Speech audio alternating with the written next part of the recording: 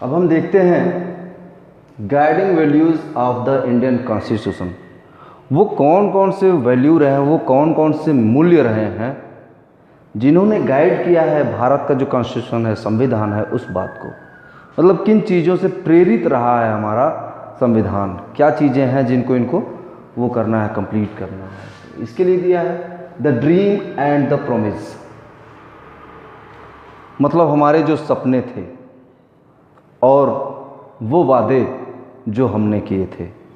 जब भी आप कभी अगर आज़ादी के बाद जो 12 बजे रात में भारत के प्रधानमंत्री जवाहरलाल नेहरू जी ने जो पहला अपना स्पीच दिया था, उसको अगर आप पढ़ें, जो शायद आपकी बुक में दिया हुआ है, तो उसमें है कि हमने जो है नीति से एक वादा किया था, तो ये वही वादा है।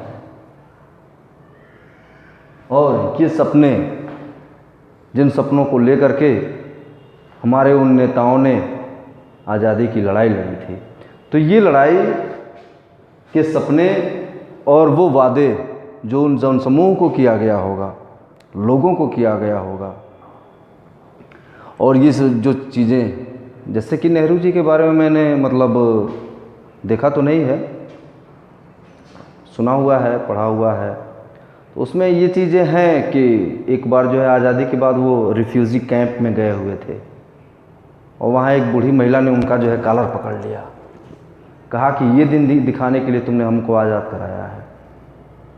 तो नेहरू जी ने बड़े विनम्र होकर के कहा, हाँ माँ, यही तुम्हारा अधिकार है कि तुम जो है अपने पीएम का कॉलर पकड़ सकती हो, ये तुम्हारी आज़ादी है। तो ये चीज़ें जो है हमको कौन दिलाता है? हमारा कॉन्स्टिट्यूशन दिलाता है। हाँ, हम मोदी जी के कॉलर नहीं पकड़ सकते, लेकिन उनसे सवाल पूछ सकते हैं। इतना हमें हक, इतना अधिकार जो है वो हमारे कॉन्स्टिट्यूशन ने दिया हुआ है, और ये रिस्पॉन्सिबिलिटी है उनकी कि वो हमारे सवालों का जवाब दें।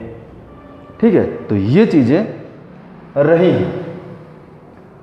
तो यही वो बातें थी जिनको पूरा करना था, इनके लिए जो है बनाया गया।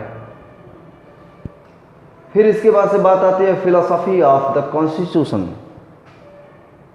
मतलब जो हमारा संविधान है उसका दर्शन क्या है, क्या क्या चीज़ें वो पूरा करेगा, क्या क्या कौन कौन सी जो है बातें हैं जिनको उसको पूरा करना है, और क्या दायरे होंगे, क्या चीज़ें रहेंगी, इनके बारे में जो है हमारे कॉन्स्टिट्यूशन के दर्शन में है।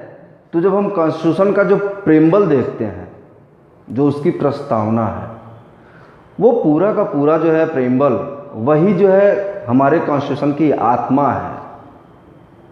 ऐसा बी.आर. अम्बेडकर जी ने नहीं कहा था, ये बाद में जब हमारी जो सुप्रीम कोर्ट है उसका मानना है और उसी का कहना है।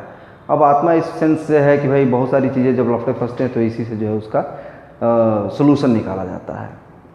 तो इसमें जब आप प्रेम्बल में देखेंगे तो इसकी शुरुआत होती है we the people of India, हम भारत के लोग। तो इसमें ये क्या है कि जो हमारा कॉन्स्टिट्यूशन है, इसकी प्रस्तावना में पहला जो शुरुआत है वही बताता है कि हम भारत के लोग। मतलब ये ऐसा नहीं है कि 299 जो मेंबर्स ऑफ कॉन्स्टिट्यूएंट असेंबली थे उनकी धारणाएं, उनकी बातें हैं, उन्होंने ये बातें कही, लेकिन किसकी तरफ से? On the behalf of the whole country, the entire population of the country, उन लोगों ने ये बातें रखी। तो ये पूरी चीज़ें जो है रही, तो मतलब कि सभी लोग जो है सहमत रहे। जब वोटिंग हुआ तो लोगों ने अपने जो है वोटिंग राइट से जो अपना लॉ बनाने का, ठीक है, लॉ मेकिंग का जो उनका राइट था वो डेलीगेट कर दिया उन जो रिप्रेजेंटेटिव्स थे उनमें, कॉन्स्टिट्यूशन असेंबली के जो मेंबरान थे उनमें। तो ये चीज़ें अब वो कैसा बनाना चाहते हैं इंडिया को, जो भारत के सभी लोग हैं वो कैसा बनाना चाह रहे हैं? तो सॉवरेन क्या होता है? जो अपने आंतरिक और बाह्य हर तरीके के मामलों में पूरी तरीके से सक्षम हो और स्वतंत्र हो हर डिसीजन को लेने के लिए, वो होता है सॉवरेन। फिर है सोशलिस्ट, समाजवादी। समाजवादी मतलब राष्ट्र में जो भी संपत्ति है समाज का उस पे हक है, ऐसा नहीं कि वो किसी खास का है। तो यहाँ पर जो है पूंजीवाद नहीं है, जितनी भी संपत्ति है राष्ट्र की वो जो है सबकी है। तो राष्ट्र की संपत्ति आपकी संपत्ति है। तीसरी चीज़ सेकुलर। सेकुलर का मतलब ये होता रहे कि यहाँ कोई धर्म नहीं है, तो यहाँ कोई धर्म नहीं। लेकिन जब हम इस बात को मतलब ऐसे देखते हैं फर्स्टली, तो ये पाते हैं कि अरे यार हमारे देश में तो बहुत सारे धर्म हैं। लेकिन जब हम देखते हैं कि हमारी जो सरकार है, जो रिजीम है, जो गवर्नमेंट है, गवर्नमेंट का कोई धर्म नहीं है। इंडिविजुअल पर्सन के रिलीजियस राइट्स होंगे, लेकिन जब वो सरकार के बिहाफ पे काम करेगा, कोई कर्मचारी हो गवर्नमेंट का, या कोई अधिकारी हो, या कोई नेता हो, मतलब कोई भी जो गवर्नमेंट का पार्ट हो, वो किसी भी धर्म के पक्ष में बातें नहीं करेगा, काम नहीं करेगा। ठीक है, मतलब भेदभाव रिलीजियस ग्राउंड पे नहीं किए जाएंगे। और जब रिलीजियस ग्राउंड पे भेदभाव नहीं किए जाते हैं तो यही सेकुलरिज्म होता है। ठीक है, इसके बाद से है डेमोक्रेटिक। डेमोक्रेटिक मतलब जनतांत्रिक, बहुत सारी बातें हुई हैं, लोगों का फुल पार्टिसिपेशन होगा इसमें। और रिपब्लिक, व्हाट इज़ रिपब्लिक? तो रिपब्लिक की जब मैं बात करता हूँ या आप बात करते हैं, या तो रिपब्लिक ऐसा मतलब टेरिटरी होता है, ऐसा नेशन होता है जहाँ का हेड, कंट्री हेड जो है वो चुना जाता है, इलेक्ट किया जाता है। जैसे इंडिया की हम बात करें तो हमारा जो हेड है वो कौन है? अब आप कहोगे प्राइम मिनिस्टर है। प्राइम मिनिस्टर नहीं है, हमारे देश का हेड जो है वो होते हैं राष्ट्रपति कोविंद साहब। ये बात दिगर है कि वो सेरेमोनियल हैं, लेकिन हेड वही हैं और वो जो है चुने जाते हैं। इसके बाद से है जस्टिस, न्याय होगा लोगों के बीच। किस किस ग्राउंड पे होगा? तो पहला है सोशल, सामाजिक न्याय, कोई ऊंच नीच नहीं, कोई छोटा बड़ा नहीं, सब बराबर। इकोनॉमिक, रुपया पैसा का, समाज बराबर होगा, सबके पास जब धन होगा, पैसा होगा, तब क्या बात आएगी? तब पॉलिटिकल राइट्स की बात, तब पॉलिटिकल जस्टिस की बात आएगी। ठीक है, तो पॉलिटिकल जस्टिस के बाद से आप देखोगे कि लिबर्टी, लिबर्टी किस चीज़ की? स्वतंत्रता किसकी? ऑफ थॉट, सोच की, विचार की। ठीक है, एक्सप्रेशन, चीज़ों को एक्सप्रेस करने का मतलब प्रकट करने का। और बिलीफ, विश्वास करने का, फेथ, बिलीफ एंड फेथ, और वो भी वही चीज़ होती है। और मतलब थोड़ा सा डिफरेंस है। और क्या है? वर्शिप, पूजा पाठ करने का। तो मतलब इन सारी चीज़ों का, थॉट का, एक्सप्रेशन का, फेथ का, बिलीफ का और वर्शिप का, इसकी क्या होगी? लिबर्टी होगी, आज़ादी होगी। इक्वालिटी होगी, equality of status and opportunity. ठीक है, तो इसमें है कि अवसर और जो स्तर होता है इसका समानता का जो है वो अवसर मिलेगा सबको, समता और जो ये चीज़ें रहती हैं। इसके बाद से है कि फ्रटर्निटी, मतलब सब में जो है भ्रातृत्व हो, ब्रदरहुड हो। तो ये चीज़ें जो है ये एनरिच करता है। तो ये बातें जो है हमारे कॉन्स्टिट्यूशन में, तो ये इसकी फ़िलासफ़ी है कि मतलब सारी अच्छी अच्छी बातें जो है इसकी फ़िलासफ़ी में रखी गई हैं। इसके बाद से इंस्टीट्यूशनल डिज़ाइन है। अब सारी अच्छी अच्छी बातें कर दी, सब कुछ कर दिया, लेकिन कोई उसको मानने वाला ही नहीं है, कोई लागू कराने वाला नहीं है, कोई उससे रिलेटेड काम करने वाला नहीं है, तो फिर तो ये हवाई बातें रह जाएंगी।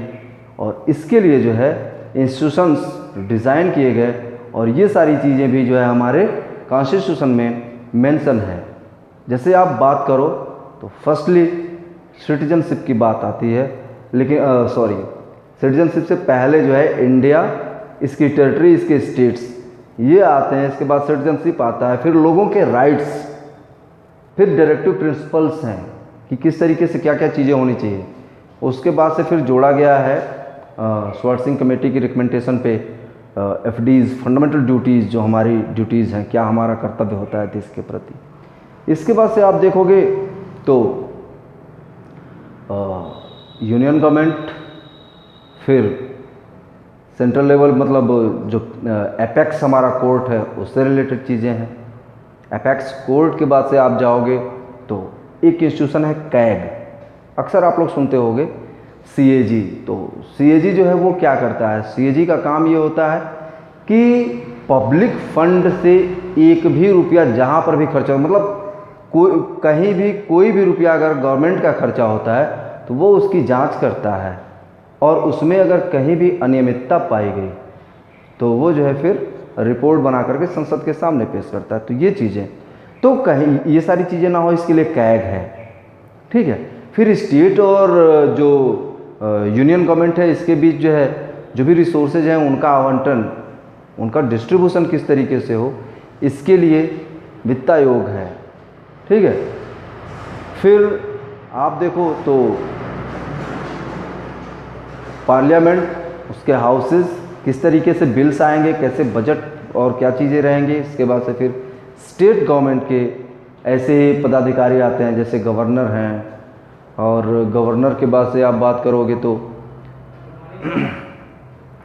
गवर्नर के बाद से आप देखोगे तो जो स्टेट गवर्नमेंट है, काउंसिल ऑफ मिनिस्ट्री है, ये होगी। काउंसिल ऑफ मिनिस्ट्री के बाद से फिर आप देखोगे तो जो भी मतलब स्टेट लेजिस्लेचर्स और ये सारी चीज़ें हैं, फिर भाषा और तमाम चीज़ें।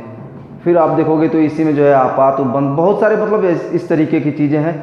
मतलब कि यूनियन गवर्नमेंट और जो हमारी स्टेट गवर्नमेंट्स हैं, इनसे रिलेटेड साथ ही साथ बहुत सारे इंस्टीट्यूशन जो हर लेवल पे काम करते हैं उनसे रिलेटेड, साथ ही जो हमारी ग्रास रूट लेवल पे पंचायती राज है, PRIs, इनके लिए मतलब हर चीज़ के लिए हमारे कॉन्स्टिट्यूशन में सारी चीज़ें मेंशन की गई हैं, वो गाइडलाइंस दिए गए हैं जिनके अकॉर्डिंग वो संस्थाएं काम करेंगी। तो ये हमारा जो है कॉन्स्टिट्यूशन होता है।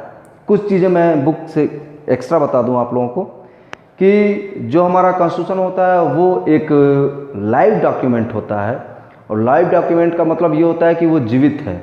और जीवित कैसे होगा कि time to time scenario change होता है, रिक्वायरमेंट्स चेंज होती हैं, और फिर लोग जो है वो नए लॉज लाते हैं। जैसे आप बात करो साइबर क्राइम की, तो जब हमारा कॉन्स्टिट्यूशन बना था 1950, तो उस टाइम पे जो है मोबाइल फ़ोन या इंटरनेट ये सारी चीज़ें नहीं थी, तो साइबर का कोई कॉन्सेप्ट ही नहीं था उस टाइम पे।